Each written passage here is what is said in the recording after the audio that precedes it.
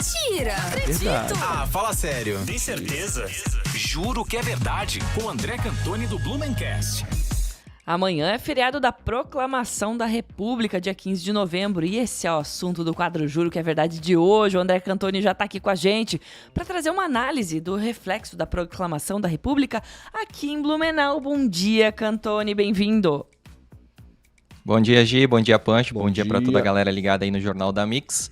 Pois é, quem vai, né, fazer o descanso aí merecido no dia 15 de novembro, né, esse feriado, ou quem vai passear pela rua 15 de novembro, tanto amanhã quanto também, né, nos períodos aí de rota de lazer, não imagina que foi, né, dia 15 de novembro foi o início de uma época muito conturbada aqui, um verdadeiro Game of Thrones no Brasil, que teve aí forte repercussão, né, nos estados, né, principalmente aí nos estados de Santa Catarina, Rio Grande do Sul, e claro, né, que Blumenau, sempre uma cidade à frente do seu tempo, pioneira, né, forte politicamente, economicamente, não deixaria de ser afetada, né?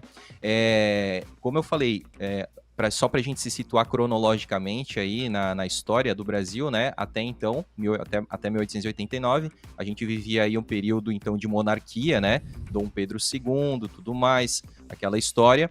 E depois, né, a proclamação da República e tendo aí o seu primeiro presidente, né? Marechal Deodoro da Fonseca, depois Floriano Peixoto e daí por diante. Mas nada foi democrático, de ruas né? Todos, Nada né? foi...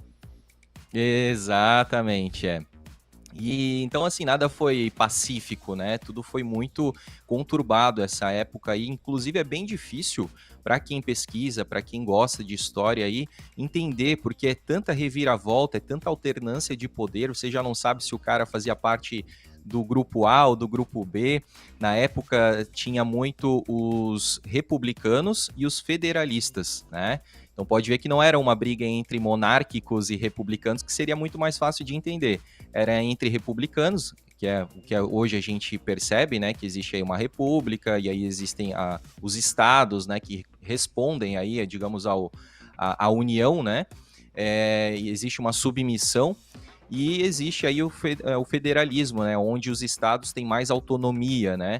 Então havia uma briga de ideologia política nesse sentido, e aí existiam as divisões, né, dessa ideologia. Também uma curiosidade, quem gosta aí de música gaúcha e lembra, né, de algumas músicas famosas aí, muito é citado a palavra chimango e muito maragato, né? Tem até uma música, né? Foi maragato ou foi chimango, né?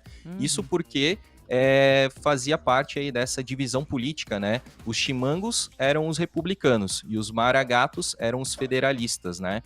Então tem tudo uma questão aí folclórica, histórica também. Mas vindo aqui especificamente para a nossa cidade, né? Eu destaco dois eventos que foram muito importantes. Um eu já citei num outro Juro que é Verdade, que foi a Batalha do Morro do Aipim, né, onde os blumenauenses aqui se armaram, receberam a tiros as tropas militares vindas aí de Florianópolis, que na época se chamava Desterro, e aí até foi o Dr. Fritz Miller, né, foi preso, foi quase julgado, sentenciado à morte.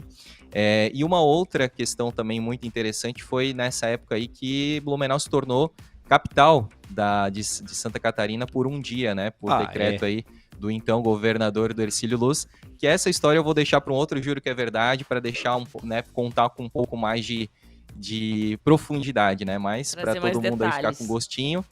Exatamente, Blumenau já foi capital do estado aí por 2 vezes, tá? Eu vou trazer daí quando que foram essas 2 situações. Mas eu quero falar também, né, só para reforçar e contar um pouquinho a história dos ex-prefeitos de Blumenau, dos primeiros, pelo menos, né? A partir dessa época aí de 1889, quando começou a proclamação da República, eu falei que teve muita alternância de poder e que isso refletiu aqui na história da prefeitura, né? Que na época se chamava aí superintendência, né? Então, assim, eu vou pedir para o Heinz começar a colocar, então, o primeiro, ele até foi citado recentemente, aí na semana passada, Gustavo Zalinger foi o primeiro dessa época, né, mas não durou muito tempo, foi exatamente 1 ano que ele ficou aí à frente da superintendência de Blumenau como prefeito, né, de 1889 a 1890. Depois, o Henrique Classen ficou apenas 11 dias, né? Então é exatamente isso, porque mudava o interventor de Santa Catarina e ele nomeava, não existia eleição popular, eleição democrática, né? Era nomeação pura, né? Pura e simplesmente pura, assim. Então o Henrique Classen ficou apenas 11 dias como prefeito de Blumenau. Depois veio o José Bonifácio da Cunha, que era médico baiano. Ele ficou um pouquinho mais de tempo, ficou 2 anos, 1890 a 1892. Aí veio o Dr. Fritz Miller, que era federalista, e aí ele ficou apenas 27 dias como prefeito de Blumenau, né? Então, além de toda essa questão, né, da pesquisa, da ciência, ele também foi político aqui da nossa cidade.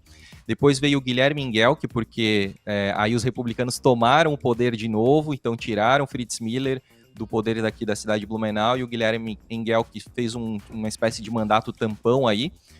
Poucos dias, ele ficou do dia 6 de maio até o dia 28 de maio, menos de um mês como prefeito de Blumenau. Aí veio o Francisco Fausti, né? Aí ele ficou do dia 28 de maio até o final de 1892, né? Isso também foi por menos de 6 meses. E aí Henrique Probst, aí foi de 1893 a 1895. Daí por diante as coisas foram tomando um pouco mais de tranquilidade, as pessoas foram entendendo como é que funcionava a República, teve menos revolta, e aí veio Otto Stutzer, Alvin Schrader, Paulo Zimmermann com mandatos um pouco maiores, e aí porque também a gente acabou entrando para o século XX, né? Resumindo, Cantoni, em 5 anos tivemos 7 prefeitos.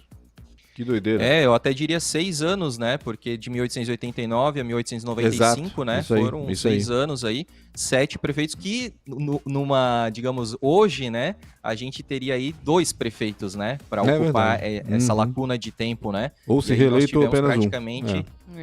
Exatamente. E aí a gente tem aí praticamente um prefeito por ano, né? Numa média aí.